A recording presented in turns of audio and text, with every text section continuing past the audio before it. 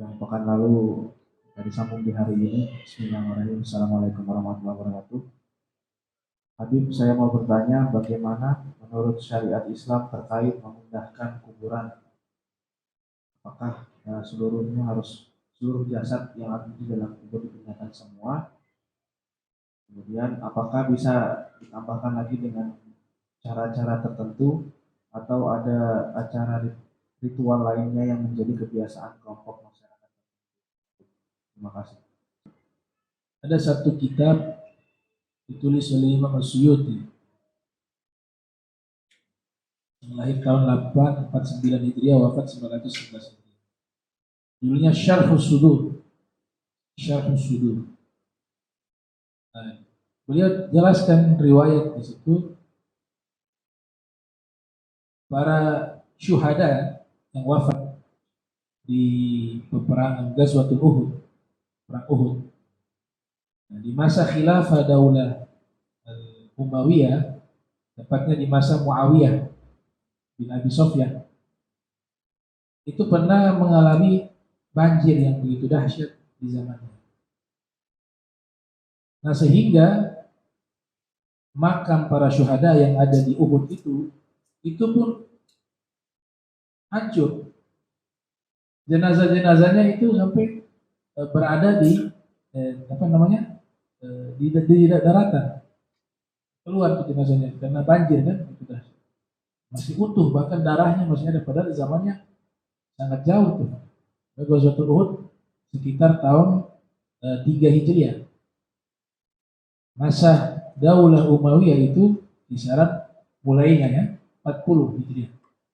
Kalau Muawiyah mungkin naik 41, berarti udah puluhan tahun. Nah, saat itulah mereka akhirnya memindahkannya dari tempat yang sebelumnya sudah terkena banjir ya. Mereka cari tempat yang lebih aman, jangan sebagai bentuk antisipasi jangan terulang lagi terjadi banjir, akhirnya ini kuburan rusak, hancur. Maka dialokasikan ke wilayah yang lain, tapi tidak jauh dari lokasi tersebut. Cari tempat yang aman. Nah, para fuqaha menjadikan ini sebagai salah satu rujukan dalam masalah memindahkan jenazah yang sudah dikuburkan. Ini menjadi landasan dalil salah satunya. Maka diberikan keterangan jika hal itu memang darurat, maka hukumnya boleh dipindah. Memang harus. Akan tetapi diperhatikan beberapa hal. Harus ada ridho dari kerabatnya.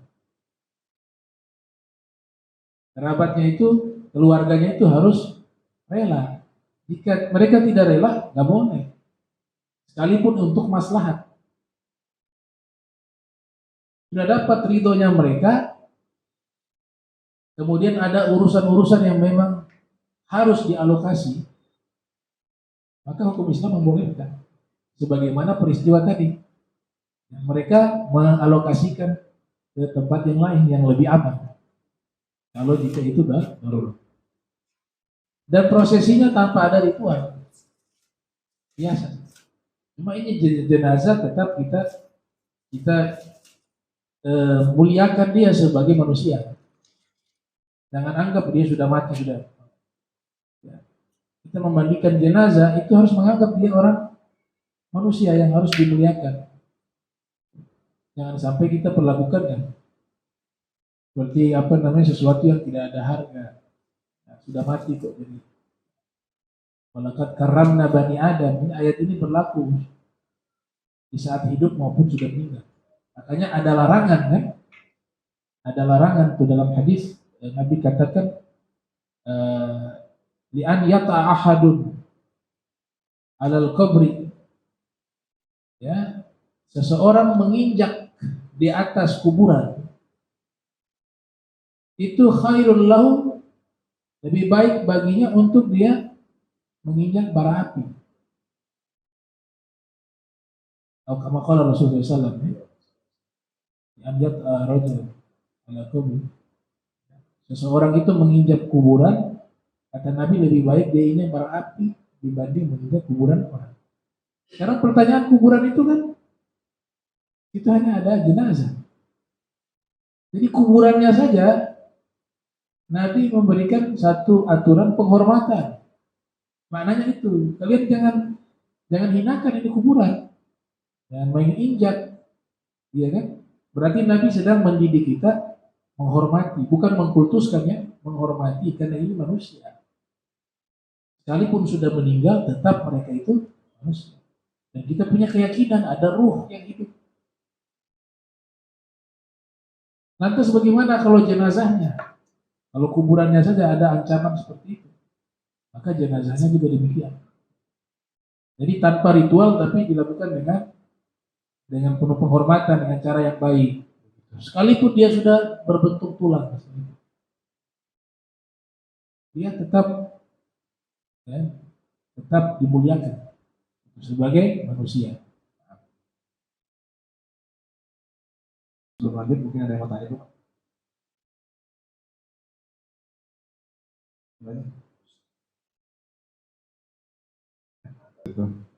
Assalamualaikum warahmatullahi wabarakatuh. Kami mau tanggapi sedikit tadi masalah golongan orang munafik. Allah menggolongkan orang munafik itu sama seperti orang kafir pada saat itu. Ini kami tanyakan di sini, bagaimana dengan orang-orang Islam yang tidak menjalankan syariat Islam atau setengah-setengah dalam menjalankan syariat Islam, seperti tidak melaksanakan sholat, puasa, dan lain-lain. Apakah kita atau mereka ini juga bisa digolongkan ke dalam orang-orang kafir? Sementara kita tahu bahwa orang kafir atau orang-orang selain orang Islam itu di yaumil akhir nanti itu kekal di dalam neraka. Apakah sementara kita orang Islam sendiri kan mungkin satu ketika dihukum mungkin pada akhirnya nanti akan dikeluarkan juga dari neraka. Gitu. Ini jadi kami menanyakan sini apa perbedaan antara orang kafir yang orang Islam sama yang orang selain Islam. Mengenai fenomena akhir tahun di sini kebiasaan kita biasanya kalau kunci tahun kita ada suka bikin acara doa akhir tahun, kemudian ada zikir-zikir.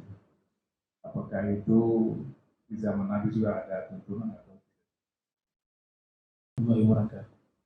Nah, yang pertama tadi orang munafik disebut dengan orang kafir itu di akhirat. Mereka di akhirat itu masuk kelompok orang kafir. Tapi ketika di dunia ini mereka disebut orang Islam, sehingga hukum yang berlaku mereka itu tetap Muslim. Akhirat mereka digolongkan kepada golongan orang kafir. Kenapa demikian?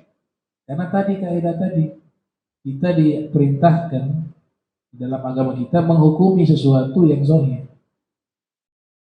Kan zahirnya mereka sholat, mereka juga puasa, mereka juga sudah menyatakan keislamannya. Ya sudah, mereka Islam.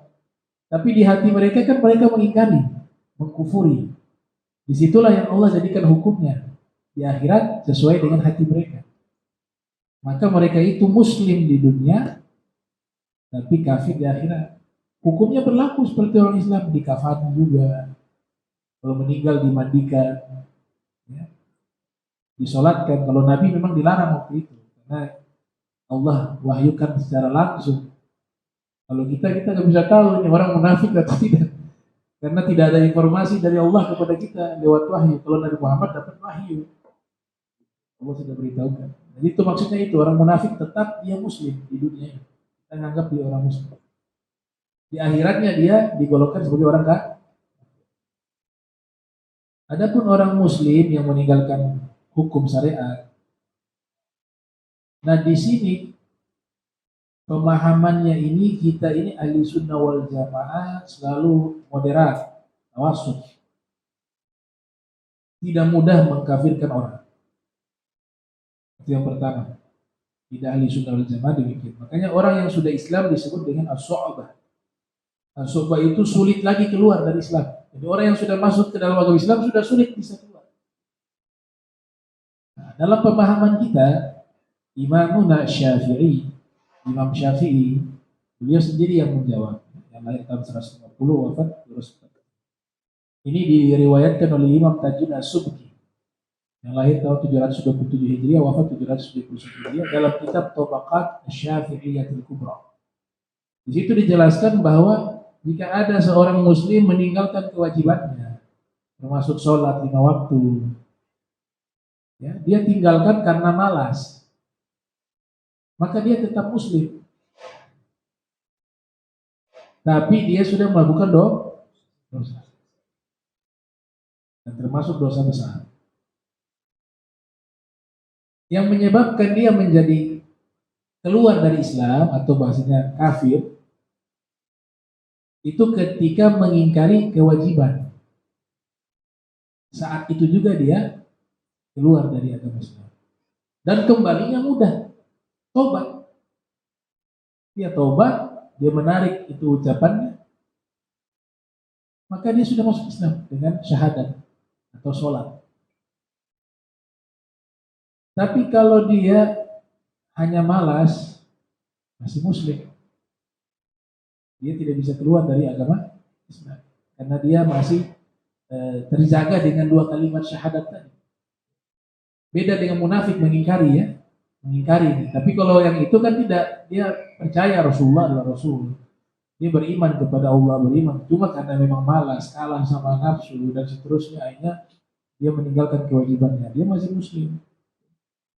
Beda dengan munafik, tapi dia melakukan dosa-dosa besar jika meninggalkan karena malas. Tapi kalau mengingkari kewajibannya pada waktu itu, sholat 5 waktu gak wajib kok, ini bisa jatuh irtad, keluar dari agama. Kenapa demikian? Karena sudah mengingkari konsensus para ulama, sudah mengingkari perintah Al-Quran, aqimis sholat, sudah mengingkari hadis yang menyatakan sholat itu 5 waktu wajib dalam hadisnya.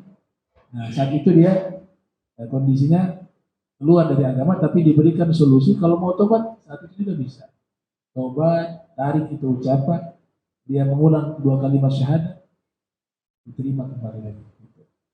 Nah, berbeda dengan kelompok ekstremis Khawarij namanya. Kalau Khawarij jangankan meninggalkan sholat, melakukan dosa sudah bisa kafir. Bagi mereka tidak ada dosa kecil, dosa besar. Semua dosa itu besar. Konsekuensinya melakukan perbuatan dosa kafir. Apalagi dosa-dosa yang kita anggap dosa besar, kafir. Bahkan darahnya halal. Namanya kaum Khawarij. Ada yang bablas, namanya Murji'ah. Kalau Murji'ah itu orang melakukan dosa yang apa? Selama dia sudah syahadat, dia min ahli jannah. Karena amalan dinilai hati, yang penting hati baik. Amalan yang Allah nilai bukan amalan fisik, tapi amalan hati. Nah, ini saya istilahkan ekstrem kanan, ekstrem kiri. Ya. Ahli sunnah di mana? Di tengah, tawasul. Nah, itu dua kelompok, Khawarij, Murji'ah. Ini bicara tempo dulu ya. Kalau sekarang kan namanya sudah berubah-ubah. Kalau masih memakai konsep yang seperti ini dari Khawarij, yaitu konsep ajaran Khawarij yang dengan mudah mengkafirkan orang. Ini kafir, ini sesat, ini begini. Nah, itu produk pemikiran kelompok Khawarij. Kalau yang tadi ya sholat gak apa-apa, yang penting hati baik, ya. Yang penting kita berbuat baik, kita akan masuk surga. Ya, itu Murji'ah. Ahli sunnah tengah-tengah. Kemudian tadi zikir. Apakah ada tuntunan berzikir? Ada tuntunan di dalam Al-Quran dan hadis. Dan ini yang menolak juga penafsiran mereka. Tidak ada. Yang mengadakan zikir berjamaah penafsiran juga. Jadi dua-duanya masih zonni sebenarnya, sama kuat. Kalau di dalam Al-Quran, dalilnya jelas. Kita ini diperintahkan zikir. Itu yang paling penting pertama nih. Perintah utama diperintahkan berarti. Dan bentuk zikir selalu bentuknya jamak. Mereka. Kebanyakan disebut dengan mereka. Alladzina yadhkuruna Allah. Dan mereka itu senantiasa berzikir kepada Allah. Kalau mereka kan jamaah banyak. Yazkuruna Allah. Teknisnya gimana? Bebas. Alladzina yazkuruna Allah qiyama. Mau posisi berdiri boleh. Kayaknya ada tarekat kan zikir sambil berdiri. La ilaha illallah. Ya itu isyarat Al-Quran. Al-Quran tidak melarang zikir sambil berdiri. Alladzina yazkuruna Allah qiyama. Mereka berzikir kepada Allah dalam keadaan berdiri. Wa qu'uda. Duduk juga boleh. Wa ala junubihim. Berbaring pun boleh. Itu lucu ya, berjamaah zikir sambil berbaring. Maksudnya tidak umum ya. Yang umum-umum, yang normal-normal saja. Itu maksudnya lagi mau tidur baru sambil zikir, gak ada larangan. Nah ini sebenarnya isyarat dalam Al-Quran. Bentuk jama' artinya berjamaah. Begitu. Kemudian hadis dari Muawiyah pernah duduk bersama para sahabat, berkumpul bersama. Kemudian tiba-tiba Nabi keluar dari kamarnya menuju kepada mereka yang sedang berkumpul. Nabi katakan, kalian sedang berkumpul, apa yang kalian lakukan? Mereka mengatakan, kami sedang mengingat nikmat-nikmat Allah. Atas nikmat yang Allah berikan kami bersyukur. Di situ dikatakan mereka berkumpul sambil mengingat Allah. Mengingat nikmat-nikmat Allah. Berarti itu adalah berkumpul sambil berzikir. Dengan caranya mereka. Kata kami sudah mewakili bentuk jamak. Mana ada kami itu satu orang. Dalam konteks hadis ini, makna kami di situ maknanya berjamaah. Kami sedang berkumpul di sini untuk mengingat nikmat-nikmat Allah yang Allah berikan kepada kami dan mengingat atas nikmat Allah utus engkau kepada kami. Apa jawaban Rasul? Mereka awalnya berpikir Rasulullah mengkritik amalia mereka. Maka Nabi katakan, benar, apakah kalian berkumpul hanya untuk itu? Demi Allah. Mereka hampir bersumpah, kami berkumpul hanya untuk melakukan itu ya Rasulullah. Kata Nabi, saya meminta kalian, saya mendesak kalian bukan karena saya marah. Syaratnya ya, ala sabil hikayah. Tapi di saat kalian mengamalkan itu, berkumpul sambil mengingat Allah, Jibril turun ke bumi bertemu dengan saya. Dan Allah memberikan pesan kepada Jibril untuk disampaikan kepada saya bahwa Allah sedang membanggakan kalian di hadapan para malaikat. Innallaha yubahi bikumul malaikat.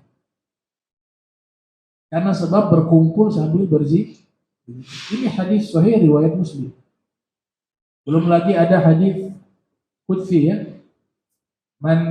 Siapa yang mengingat aku, man dzakarani fi nafsihi dzakartuhu fi nafsi. Siapa yang mengingat aku di dalam dirinya. Jadi dia ingat Allah tanpa ada suara. Maka aku akan mengingatnya di dalam diriku, kata Allah. Ini bahasa perlu takwilan, tapi saya singkat pakai teks saja. Wa man dzakarani fi mala'in. Siapa yang mengingat aku fi mala'in, di dalam kumpulan jamaah yang banyak. Hadis. Maka dzakartuhu fi mala'in khairin minhu. Maka saya Allah akan sebut dia di hadapan kumpulan makhluk yang lebih baik dari mereka. Malaikat. Ini banyak sekali dalil-dalil zikir berjamaah. Tapi teknis spesifiknya tidak ada. Isyarat. Berarti di sini fair yang mengatakan tidak ada dalil zikir berjamaah secara teknis itu tafsirannya dia. Nah yang mengatakan demikian bisa zikir secara berjamaah juga tafsiran. tafsiran teknisnya ya. Tapi kalau dalilnya ada. Dalilnya ada. Banyak. Dan itu hanya beberapa riwayat saja yang saya sebutkan. Dan ini riwayat sahih, riwayat Muslim. Dari Al-Quran juga ya. Lalu bentuknya agama yadhkurunallah. Kemudian secara global juga Nabi katakan al-jama'atu rahmatun. Kalau berkumpul berjamaah itu mendatangkan rahmat Allah. Belum lagi hadis ketika baca Al-Quran bentuk jamaah juga. Ya. Gimana? Majtama'a qaumun fi baitin min buyutillah. Tidaklah berkumpul satu kaum. Kaum itu satu orang atau banyak? Banyak. Tidaklah berkumpul satu kaum di masjid. Yatsluna kitabullah. Mereka membaca Al-Quran berjamaah. Wa yatadarasuna bainahum. Saling tadarusan Al-Quran di antara mereka. Illa nazalat alaihi rahmah. Melainkan Allah turunkan rahmah. Illa nazalat alaihim sakinah wa ghasyatum rahmah. Allah turunkan ketenangan. Allah ikuti mereka kasih rahmah dengan kasih sayang. Wa dzakarahumullah fi man indah. Dan Allah sebutkan mereka di hadapan malaikat. Nah ini dalil berjamaah ya ketika berzikir. Jadi kalau mau adakan itu bagus. Zikir berjamaah. Ya, insyaallah. Pertanyaan selanjutnya dari online. Bismillahirrahmanirrahim. Assalamualaikum warahmatullahi wabarakatuh. Izin bertanya Habib, sekarang kan banyak travel yang buka jasa badal umroh untuk orang yang sudah wafat. Izin bertanya bagaimanakah cara badal umroh yang sesuai dalam syariat Islam?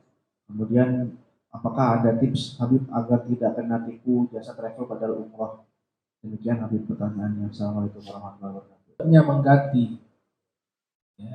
Jadi ini almarhum meninggal belum sempat ibadah haji. Kemudian ada yang mampu, dia bisa ganti itu. Dengan cara dia harus melakukan ibadah haji dengan rukun-rukun, dengan syurut-syurutnya. Tapi niatnya kepada almarhum. Itu kurang lebih pemahaman badal begitu. Yang pertama, paling afdolnya cari badal haji orang yang kita kenal, sehingga potensi tertipu itu kemungkinan kecil, ya kan? Karena kita kenal keluarga kita, apalagi anak, seterusnya. Itu yang pertama, carilah orang-orang terdekat untuk membadal. Ya. Yang kedua, badal haji itu harus orang yang pernah haji. Gak boleh orang yang belum pernah haji kemudian badal. Dia naik haji. Saya belum pernah naik haji.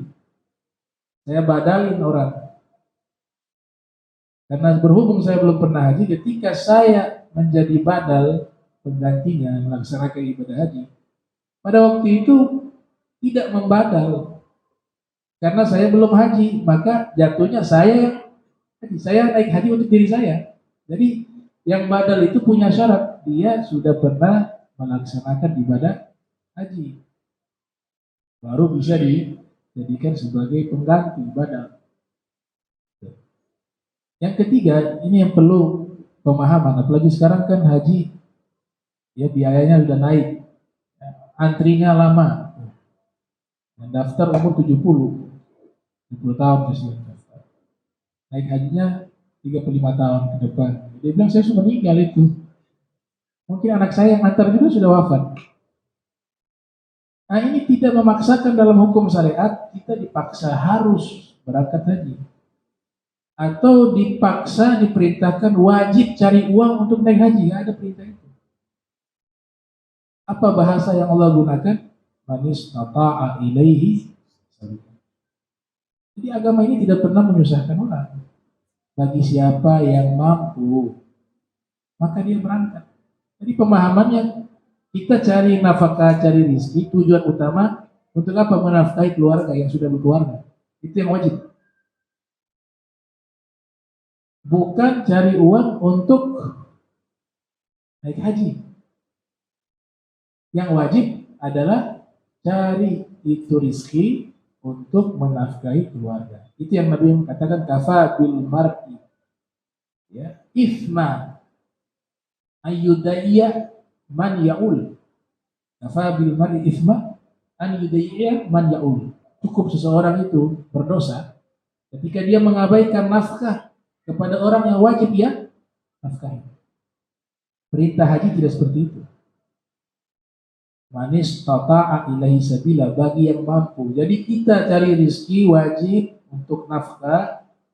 Allah kasih rezeki lebih, tahu-tahu dapat rezeki lebih, tahu-tahu 100 juta. Ini sudah tercukupi semua. Wajib naik haji itu. Jadi ketika dapat rezeki lebih dan itu rezeki itu cukup untuk dia ibadah haji dan bisa meninggalkan keluarga, nafkah, zahaban wa iyaban, pulang pergi, wal aman fit tariq, perjalanan juga aman, wasihah, mampu juga, maknanya ada mampu secara finansial, ada mampu secara fisik. Ini jalan saja susah, berarti tidak wajib dia. Kesehatannya terganggu, maka itu yang digunakan untuk konsep. Ini pertanyaan apa ya? Tanya teman-teman. Oh, badal tadi? Badal. Kurang lebih seperti itu. Ya, badal. Sama seperti biasa. Caranya sama seperti orang berhaji. Cuma niat yang penting. Niatnya badal. Jangan tanpa niat. Naik haji 2 kali dia. Sudah dibayari. Ada jasa. Atau dia niat tidak niat badal, ya dia yang naik haji lagi. Niat. An-niyat tufarriqu bainal 'adah wal ibadah. Wa an-niyat tufarriqu bainal maratibil ibadah. Niat juga sebagai pembeda tentang tingkatan ibadah. Tujuan ibadah itu bisa dibedakan lewat apa? Niat, tapi prakteknya sama. Rukun-rukunnya sama, ya. Wajib-wajib hajinya sama. Sunnah-sunnah hajinya juga sama. Kalau haji kan bicara ada wajib, ada rukun, ada sunnah. Ada yang tambahkan di kitab kontemporer syurut. Syurut juga harus. Ini panjang ini pembahasan kalau bab haji persatu. Nah.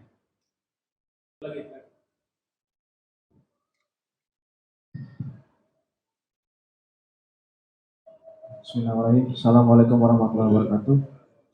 Habib izin bertanya, bagaimanakah caranya agar Allah dapat mudah menjawab segala doa-doa kita?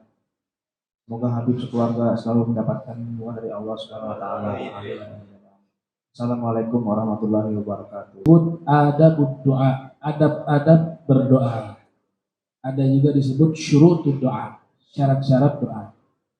Ada satu kitab berjudul Idah Asrar Ulumil Muqarrabin. Itu menjelaskan di situ adab-adabnya, syurut-syurut. Juga beberapa kitab lainnya. Yang pertama, kalau mau doa kita diijabah oleh Allah, mustajab. Sebagaimana hadis yang Nabi katakan, kalau doa itu yakin diijabah. Maknanya apa? Kita yakin Allah pasti mengijabah. Tapi kalau kita doa makanya doa itu gak boleh pakai insya Allah. Saya minta begini, insya Allah jika kau berkehendak ya Allah. Itu ada muncul keraguan. Bukan keraguan kepada Allah, tapi dia ini tidak optimis dalam berdoa. Doa itu harus optimis. Ya Allah, tolong kabulkan hajatku ini. Engkau maha kuasa, engkau maha pemberi. Yakin Allah ijabah, jangan. Ya Allah, saya meminta kayaknya ini berat, saya ini banyak dosa, jadi kayaknya gak jadi, gak usah doa kalau begitu. Doa Nabi perintahkan ya jangan lihat lagi masa lampau, ya saya punya ibadah sholat belum sempurna, kayaknya doa tadi itu kayaknya gak bisa diterima ya Rafi. Mudah-mudahan ya Allah kabulkan nih, gak boleh begitu. Doa itu harus jadi ud'ullah wa antum muqinuna bil ijabah. Mintalah kepada Allah dalam keadaan kamu yakin doa kamu akan diterima oleh Allah. Itu yang diajarkan oleh Nabi Muhammad SAW. Pasti kau ijabah, kau maha kuasa. Gak ada yang gak mungkin. Itu yang pertama, yakin, jangan ragu. Makanya dikatakan di Imriti itu, izil fata ya hasbaka, izil fata hasba i'tiqadi rufi' ya. Wa kullu man lam ya'takid lam yantafi'. Wa kullu man lam ya'takid lam yantafi'. Semua amalan yang kita lakukan jika tidak punya keyakinan maka tidak memberikan manfaat. Saya yakin membaca amalan ini gak yakin, ya, cuma khasiatnya itu tidak ada. Mungkin pahalanya ada kalau dibaca Al-Quran ya. Lam yantafi'. Itu yang pertama yakin. Yang kedua, ikuti tata cara doa yang diajarkan oleh Nabi. Angkat tangan. Jangan doa, jangan angkat tangan. Itu yang dikatakan oleh Rasul. Hadis qudsi, innallaha hayyun karim yastahi idza rafa'a al-'abdu ilayhi yadayhi ay yaruddahuma sifran khaibatain. Allah Ta'ala itu malu jika ada hambanya angkat kedua tangan doa kemudian dikembali tangannya kosong. Allah malu. Harus dijawab. Tata cara doa. Ini teknisnya macam-macam ya. Kalau musab wajah itu tabarukan karena tempat turunnya rahmat. Ketika doa rahmat itu turun dari atas ke bawah. Tangan ini yang menampung rahmat itu, maka diusap doanya. Masaha wajhahu. Dan itu prakteknya Rasul. Yang ketiga, makanan yang dia makan halal. Karena makanan haram menghalangi doa itu diijabah. Ada sahabat bernama Sa'ad ibn Abi Waqqas. Dia mengatakan, ya Rasulullah, tolong doa kepada Allah agar saya doanya mustajab. Kata Nabi, atib mat amak takun mustajab da'wah. Perbagus tempat makananmu. Niscaya doamu akan diijabah oleh Allah Ta'ala. Kemudian yang keempat, dalam keadaan suci. Itu juga membuat doa kita lebih cepat diijabah. Suci dan dengan keadaan menutup aurat. Ya. Yang kelima, gunakanlah doa-doa yang paling terbaik, doa-doa yang ada di dalam Al-Quran atau doa-doa yang ada dalam hadis Nabi. Itu urutan doa terbaik. Selebihnya bisa itu doanya para ulama, para aulia. Atau ada hajat kita yang memang tidak tercantum dalam doa-doa itu, kita doa apa saja, minta kepada Allah apa saja dengan bahasa-bahasa yang global. Jangan spesifik doanya. Ya Allah tuh, saya minta istana. Kayak ada satu riwayat itu kan doanya spesifik. Ya Allah, saya minta kau bangunkan istana dalam surga. Kalau boleh ya Allah, istananya warna putih. Kemudian ya Allah, saya minta istananya itu depannya ada taman, sampingnya ada sungai. Ya Allah, ya, mau itu atur Tuhan namanya. Ajmilu fit thalab, kata Nabi. Kalau doa ajmil, yang global. Tidak perlu dipaksa secara rinci. Ya Allah, si fulana itu kalau memang jodoh saya, Allah tolong cepat dekatkan, saya mau nikah dengan dia. Tapi kalau memang tertulis dalam catatan takdir dia bukan jodoh saya, paksakan dia, ya Allah tetap jadi jodoh saya. Nah itu doa-doa semacam ini yang bahaya sebenarnya. Secara spesifik. Wallahu a'lam. Subhanaka bihamdika asyhadu an la ilaha illa anta astaghfiruka wa atubu ilaik. Wa sallallahu Muhammadin wa ala alihi wa sahbihi wa sallam. Wassalamualaikum warahmatullahi wabarakatuh.